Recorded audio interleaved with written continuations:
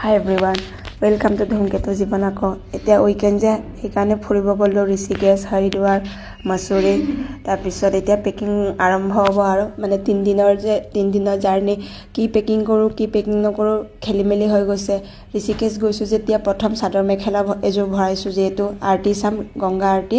তাৰপিছত তাতে ঠাণ্ডা হ'ব, চুৱেটাৰ, জেকেট, অভাৰকোট ভৰাইছোঁ। ইমানখিনি কাপোৰ ভৰোৱাৰ পিছতো মানে নোজোৰে, এক ট্ৰলি লৈ যোৱাৰ পিছতো। তাৰপিছত ওলাইছোঁ আৰু আমি টোটেল 12জন গৈছোঁ হোষ্টেলৰ পৰা, লগৰ ছোৱালী 5জন, লগৰ ল'ৰা 6জন আছে। তাৰপিছত ট্ৰেইনত যি মস্তি কৰিছোঁ আমি, মানে টিমটো 12জন ন, বেছি মানে একদম কি কৰোঁ কি নকৰোঁ তেনেকুৱা লাগি গৈছে মানে। আৰু চবৰে হাতত এটা এটা ট্ৰলি, মানে ইমান কাপোৰ কি লৈ গৈছোঁ ভগৱানে জানে আৰু। তাৰপিছত ট্ৰেইনত আকৌ মস্তি, ৰিলচ বনোৱা।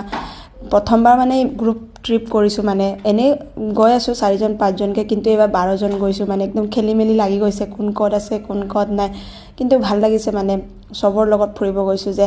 তাতে আকৌ ঋষিকেশ, হৰিদ্বাৰ কিমান স্পিৰিচুৱেল জেগা, মই মানে আগৰ পৰা যাম বুলি ভাবি আছিলোঁ। তাৰপিছত ৰাতি জাৰ্ণি কৰি ৰাতিপুৱা 4:30মান বজাত আমি ঋষিকেশ পাইছোঁ, হৰিদ্বাৰ পাইছোঁ। হৰিদ্বাৰত লগৰকেইটাৰ লগত অলপ ফুৰিলোঁ। আৰতিটো মানে নেক্সট দিন চাম, কিন্তু মৰ্ণিং আহি পাই কেনেকুৱা ভিউ দেখিছোঁ, মানে